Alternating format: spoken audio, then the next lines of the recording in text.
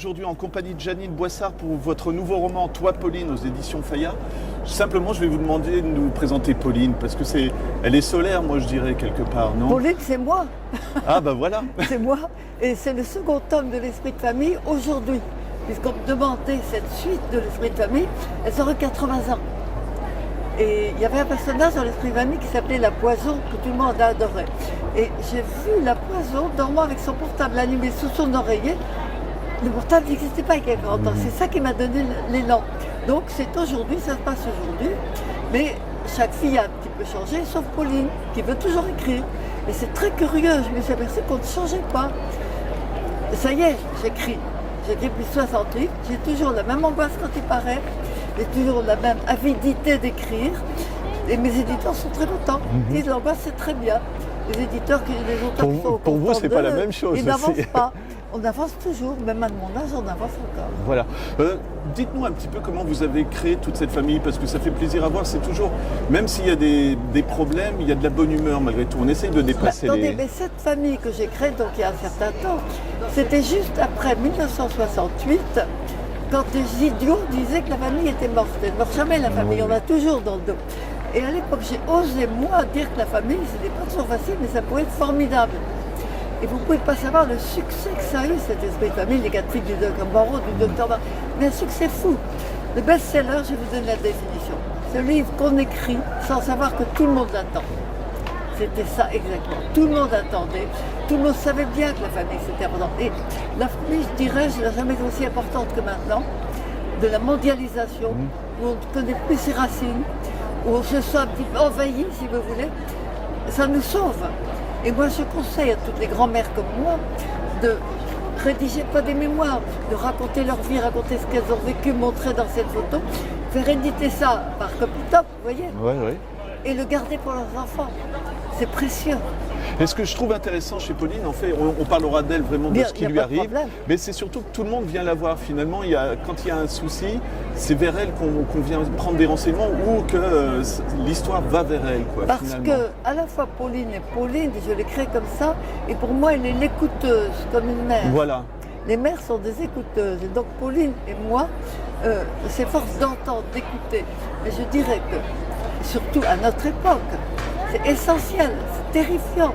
Quand je pense qu'on se téléphone par téléphone portable dans une même maison, c'est effrayant ça. Alors que les jeunes, les adolescents, je dis, ont vraiment besoin de se toucher. Qu'on les voit. Je comprends que sur leur portable, ils sont un peu perdus. Ils ont besoin d'avoir leurs amis à côté. Et les vrais amis, c'est autre chose aussi. Parlez-nous de Pauline, justement, parce que, encore une fois, je disais, tout le monde vient la voir pour ses problèmes, mais elle vit des choses qu'elle doit vraiment résoudre d'elle-même. Elle ne peut pas avoir de solution de l'extérieur, finalement, je dirais. Mais j'ai l'impression, je ne vois pas ce que vous voulez savoir. Alors, je ne veux pas trop dévoiler, mais elle a vécu une histoire d'amour, finalement, voilà, et après, elle va rencontrer quelqu'un d'autre. Voilà, et ça la perd toujours un petit peu, quand même, dans ces histoires. Elle a vécu sa première histoire d'amour avec un homme qu'elle a énormément aimé, mais qu'il a considéré comme une petite fille. Donc il l'empêchait de grandir d'une certaine façon. Il aimait la petite fille en elle. Donc elle va rompre d'ailleurs parce qu'il va lui proposer de venir de vivre complètement avec lui. La famille à ce moment-là est trop importante pour elle. Elle ne se voit pas partant en Amérique vivant avec lui. Et elle va, pour son bonheur, rencontrer un homme qui, au contraire, va l'aimer comme une semblable. Et donc, c'est là où elle va pouvoir grandir enfin, écrire. Et ce que je trouve beau dans son histoire, dans ce tome, Pauline, c'est que elle aussi va aider cet homme, nettement plus âgé qu'elle, à grandir. Il ne pouvait plus peindre, il est peintre, il y avait un frein, il ne pouvait plus peindre, elle va l'aider. Et c'est ça qui est beau. Ils s'aident mutuellement. L'amour, c'est ça. Ce que je trouve assez très émouvant et même très juste, je ne retrouverai pas l'expression, mais quand vous expliquez ce que c'est que l'art, et franchement, je crois que vous résumez vraiment. Alors, je ne sais pas si vous pourriez nous redire, parce que c'est l'artiste justement qui explique ça. Et c'est quelque chose comme aller directement à l'idée ou des choses comme ça. Et j'ai trouvé que c'était très très juste. Mais je suis désolé, j'ai pas noté l'endroit où ça se trouve. Attendez, je vais essayer de je pense que ça correspond aussi avec votre métier, on va dire. Oui, mais attendez.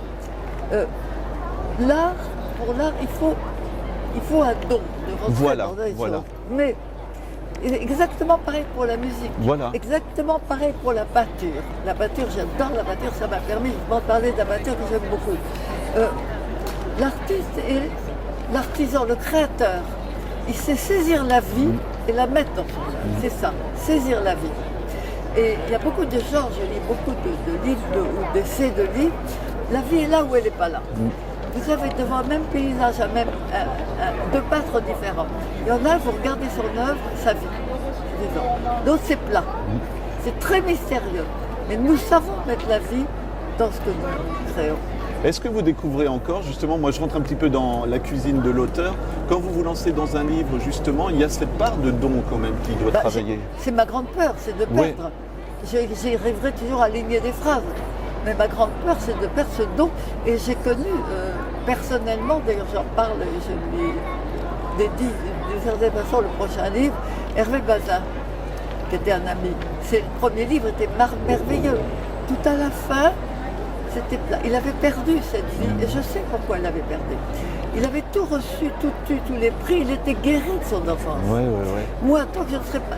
Cette phrase de Braque, j'ai dû la dire, qui est ma phrase préférée, l'art est une blessure devenue lumière. Il n'y a pas plus beau. Donc on conserve en soi la blessure, on met la vie. Et quand il m'invitait chez lui à Rouen, il me disait, regarde, j'ai reçu tel prix, tel truc. Voilà. Il avançait, il s'est arrêté à un moment donné. Moi, tant que j'aurai la blessure en moi, parce qu'elle est toujours là, j'écrirai, je pourrais écrire, vous voyez, c'est ça. Voilà. Cette phrase peut résumer tout l'artiste. Tous ces personnages, est-ce que c'est facile de les quitter, justement? Parce que, encore une fois, mais c'est souvent dans vos romans, il y a une joie de vivre qui se dégage de tous ces gens qu'on rencontre. C'est pas difficile. Je vis complètement avec eux lors de l'écriture, à tel point que je me trompe de 16 ans. Ce matin, je suis sortie, j'étais dans la séance de mon livre, et pas du tout en septembre. C'est vrai, je vis totalement avec eux, et je les quitte sans difficulté dès l'instant où j'aborde un autre livre, un autre personnage. Voilà, mais... Heureusement, parce que sinon je serais folle. Mais quand vous expliquiez que c'était une suite, quand même, malgré tout, ça a été facile d'y revenir alors, du coup? Oui, alors j'ai commencé par les lire et je me suis aperçu que l'ancien Esprit de famille, écrit il y a 40 ans, pour maintenant c'était un peu long. Vous savez, on est fatigué maintenant quand on lit. Il faut des chapitres courts, il faut des dialogues, etc. On écrit aussi bien comme ça. On écrit différemment d'autant de Balzac. Maman, elle nous lisait à nous, les filles, les premiers chapitres de Balzac et autres pour qu'on accroche dans l'histoire. Il fallait 10 chapitres pour entrer dans l'histoire. Eh bien, l'Esprit de famille, c'était un petit peu long aussi. Donc j'ai écrit, c'est plus actuel la façon d'écrire. Et ça a été ratifié par des lectrices qui ont lu et qui ont aimé. Et j'ai commencé, puis j'étais chez moi, j'ai pas de difficulté. Et d'aller à contre-courant, ça sera une de mes dernières questions, mais justement d'avoir ce plaisir d'écrire, mais aussi de partager de la joie, parce que généralement on prend des sujets plutôt sombres, ça aussi, ça fait votre particularité, j'imagine. C'est mon signe, je le fais, mais les gens m'aiment pour ça. Donc voilà, d'aller à contre-courant aussi, ça vous semble naturel justement par rapport au thème je ne regarde pas ce qui se passe là. De toutes les façons, l'époque est abominable, on ne peut plus dire la vérité. On n'a pas le droit de dire un noir, un blanc, un jaune, parce que voilà, c'est épouvantable. Il y a une espèce de morale de la pensée des moralisateurs, je déteste ça. Donc je prends plaisir au contraire à aller contre ça. Il faut regarder la vérité, les choses en face, sinon on n'avance pas. Et ben voilà. C'est un livre qui fait du bien, Jeannine, je vous remercie beaucoup. Donc je répète le titre, Jeannine Boissard, pour toi Pauline, aux éditions Fayard.